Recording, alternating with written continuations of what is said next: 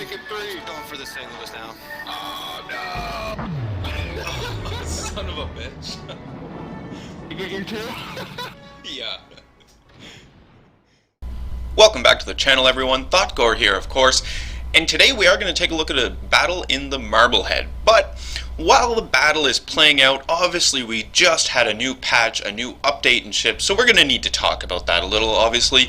We can see some of the new changes on screen right now, right, as the battle is sort of loading up. And, for me, the best part about this whole patch is the optimization improvements. Now, I know, obviously, yesterday, and we saw it up on the splash screen for World of Warships, right? There are some problems with the patches, and Wargaming is working on fixing them. In fact, according to the information I have this morning, problems are fixed. I wouldn't be surprised, though, if there's still a few issues to work out, because this was a really big patch. This was a massive, massive update here, as I'm sure most of you figured out by the amount of time it took to actually download and install the patch, right? For myself, it took me, I think, a little under an hour to get it all done, said and done. I'm not 100% sure on that, though, because basically what I did was I started up the update and then I went and did something else. And by the time I came back, which was a little under an hour later, it was done. So that's what I'm assuming. Anyway, we can see some of the weather effects. So that's an excellent point here to just start off the video. We'll talk about weather effects. So the weather effects in the game right now, I mean, they're fairly basic, right? This is the first introduction of the weather effects. There are going to be more changes as we progress along throughout this year, right? My understanding is that the ultimate goal with the weather effects is to have basically weather roaming around the map.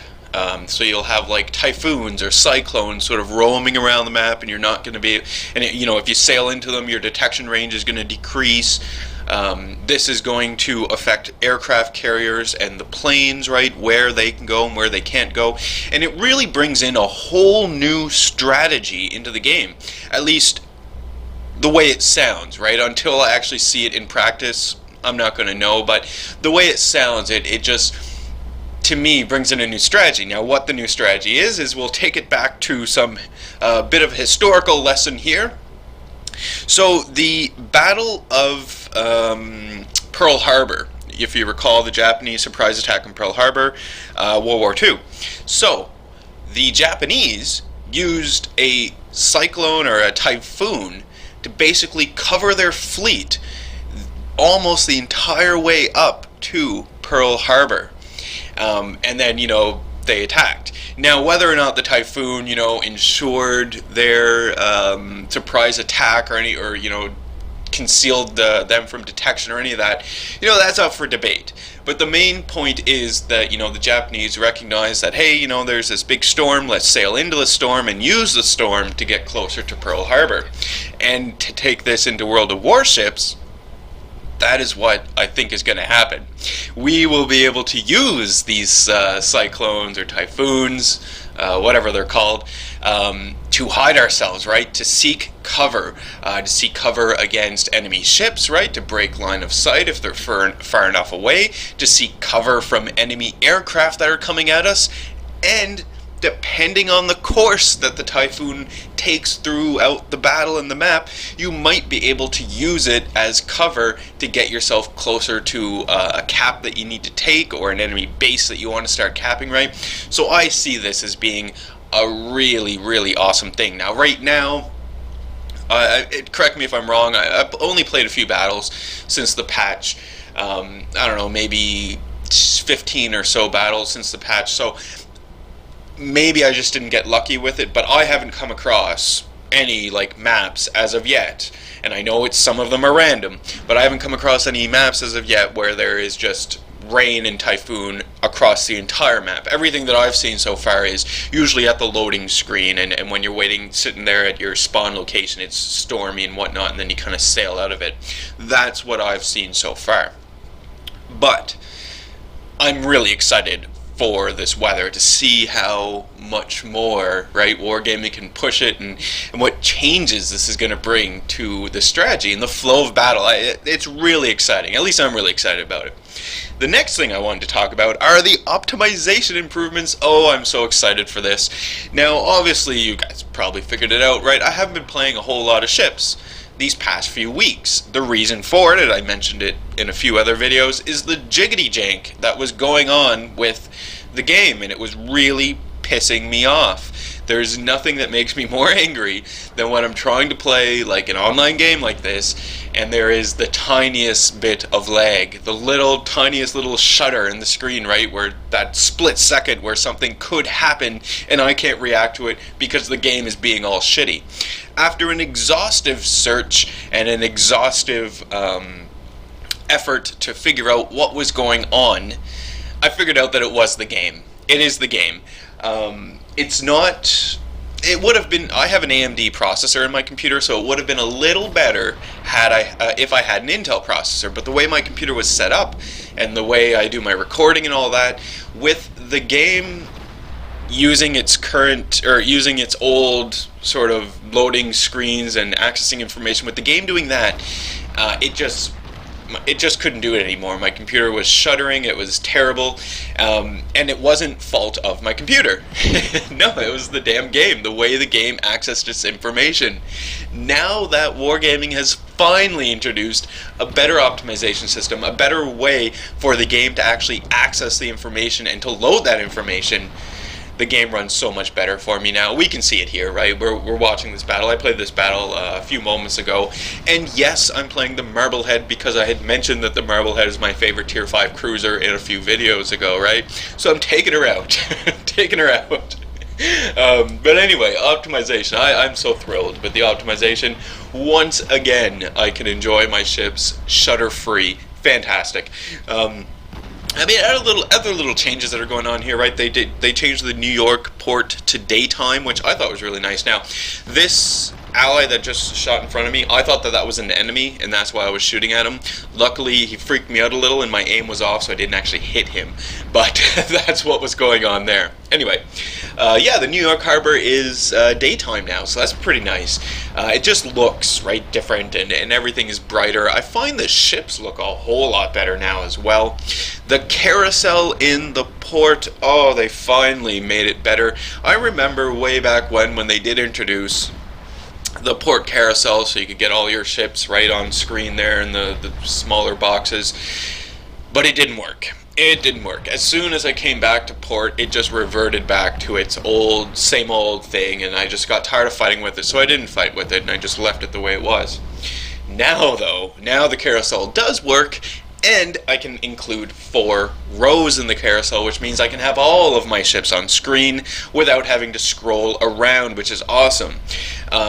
To further the optimization discussion as well, and kind of ties into your port home screen, because of the optimization, there is less UI lag when you are in port, and that is amazing, because I can't tell you how frustrating it was to be sitting there queued up for a team battle, but we can't launch because the UI is lagging out so bad that we can't even invite more people to the damn team.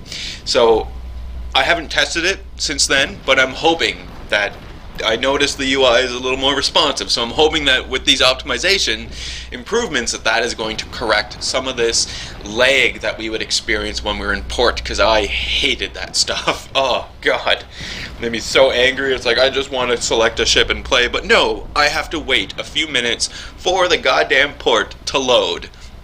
Anyway, that's corrected. At least it should be corrected. I noticed that my game just, loads 100 times faster than what it would have loaded before, and no longer do I have to use the excuse of, oh, this is my first game, that's why I'm loading so slow. That doesn't seem to be an issue, at least for my computer anymore, which is fantastic. God, I love that. As well, I'm curious to see if Ships is going to reduce the amount of time at the beginning of the battle that you have to wait before it starts, right? It's at 1 minute right now. Now it was changed from 30 seconds to a minute to allow people to actually load into the game before it starts. And now with these new UI, or these new optimization improvements, I mean, mine loads usually with about 10 to 15 seconds remaining if it were to go to the whole 30 seconds, not the minute. So, you know, it loads with about, I don't know, within 15 to 20 seconds of actually, you know, seeing the map. So that's good. And I'm wondering if they're going to reduce it now from a minute maybe back down to 30 seconds. We'll have to see, right? And also that really does depend on the player base and what sort of computers the average player is using, right, and how much it can handle. So there's that. But really, really happy to see these changes. Now, obviously, there have been some changes made to some of the ships in the game as well. Now, obviously, there were a few changes, you know, to some of the ships, but the one that I want to talk about is the changes to the Japanese destroyers, right? The Fubuki, the Kagero, and the Shimikaze. They now have shorter range torpedoes, right? And Wargaming has increased the detection range of your torpedoes by the enemy ships. So if you're using longer range torpedoes, it's going to be easier for the enemy ships to detect those torpedoes and move out of the way. In addition to that, I believe they did decrease the speed on those long range torpedoes. So we're going to use the Shimikaze as an example. The Shimikaze starts out, when you buy her, you get torpedoes, obviously, and those torpedoes are 20-kilometer torpedoes. Now, they're pretty great torpedoes. I enjoy them. It's fun being able to fire your torpedoes 15 kilometers away from something, right? But the chances of actually hitting something are going to go down significantly now because of the changes. So what Wargaming did was they went ahead and added one more upgrade to your torpedoes on your Shimikaze, because there were always 2 upgrades to your torpedoes on the Shimikaze. But now you'll go from 20-kilometer torpedoes down to, Thotgor, remember, use your brain, 12-kilometer torpedoes, that's right. 12-kilometer torpedoes. So, the 12-kilometer torpedoes do more damage, but they are faster. And they are faster as well, right? So, it seems pretty good. I'm liking it. And then there's the final upgrade. I believe they are 8-kilometer torpedoes that go even faster. I think they do as much damage, but the speed there is amazing. So, on the Shimikaze, I know there's a lot of controversy around these changes.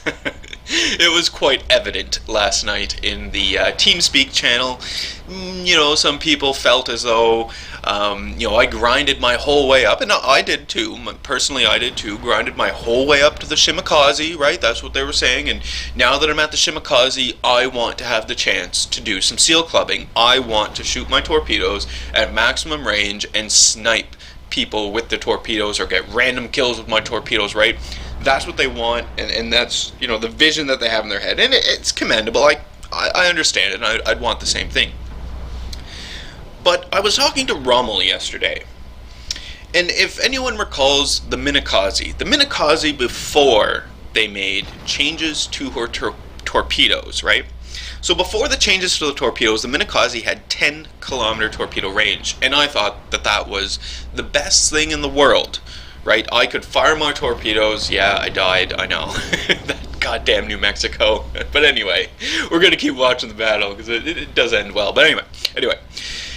Minikaze had 10-kilometer torpedoes. I thought that that was the best thing in the world. I thought that those torpedoes, you know, best thing. I would never want to get so close to a target that I might get spotted, right? And I was all about the stealth firing of torpedoes. They changed the torpedo range, took away the 10-kilometer torpedoes, and gave you 7-kilometer torpedoes. And I thought that made the Minikaze terrible. I thought, no longer will I be able to just take out my Minikaze and rock out. Now, any of my regular viewers and subscribers will know that since the changes to the torpedoes, my love affair with the Minikaze has only grown.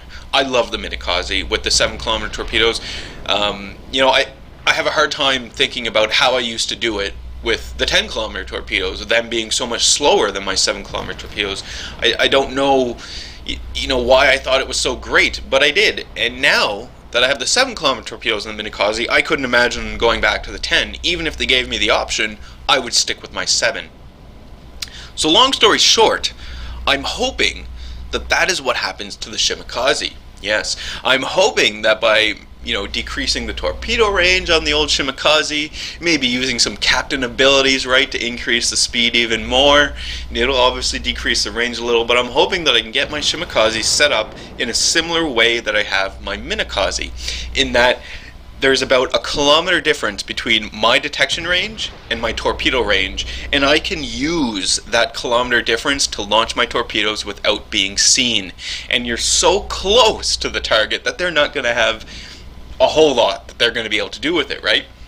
And plus, to all of this as well, with the Minikazi has a pretty long reload, about 2 minutes for the torpedoes, but she has 3 torpedo launchers. So if you're firing your torpedoes really close now, you're not necessarily going to need to fire all 15 torpedoes at the same target. No. What I envision, and I've done it with my Minikazi, is that there might be 2 ships in front of me, maybe 8 kilometers away, and I'm hunting them down, right? So I might fire 2 spreads at one target, 1 spread at the third target, or at the second target, and maybe kill both of them at the same time. With the Minikazi, because of the damage that your torpedoes do as well, there is even the option of splitting up your 3 torpedo launchers and firing them at 3 separate targets. So I'm really interested in testing that out, and I can't wait to get into the Minikazi actually and test it out, and then obviously put some replays on the channel, because I don't think I've actually shown my Minikazi yet. Huh. Oh well, we'll get to it. We'll get to it. But yeah, so those changes to the Japanese destroyers, I'm pretty excited to see how they work. I've heard a lot of negative comments about the changes that they made to the torpedoes in the Minikazi and the enemy ship's ability to detect your torpedoes further away. I've heard a lot of negative comments about that, but I'm reserving my negative comments until I actually see it in play, because frankly I think that this is going to change up the destroyer gameplay at tier 10, really put the focus on the fact that the Japanese destroyers are your torpedo boats. Really put the focus on those torpedoes, and I'm excited to see how it works. I have some testing out to do here. Anyway, those are just some of the few changes that were made. We can even see the carousel, right? It's actually working now. So excited for that. I don't have to scroll around anymore. It's pretty great. But yeah, I just wanted to get the video out, talk a little bit about the patch here. They, according to Wargaming, they fixed out the different issues that they were having. I would suspect there might still be some more, but those are fixed for now apparently. But some exciting changes here in ships, and breathing new life into the game, frankly, for me anyway. Because I'm getting a little tired of ships, to be honest with you, right? But now that I have this new patch, some new content, new maps, we haven't even talked about new maps, so that obviously is coming up in the next few days in our videos. But now that I have this stuff, I feel the drive to play ships again. I want to feel the salt air on my face once again, folks. Anyway,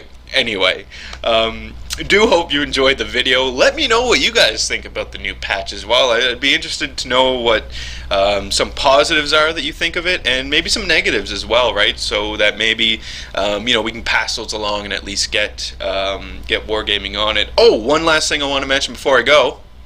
Interested to know if it's happened to anyone else. Poodlehead, you all know Poodlehead.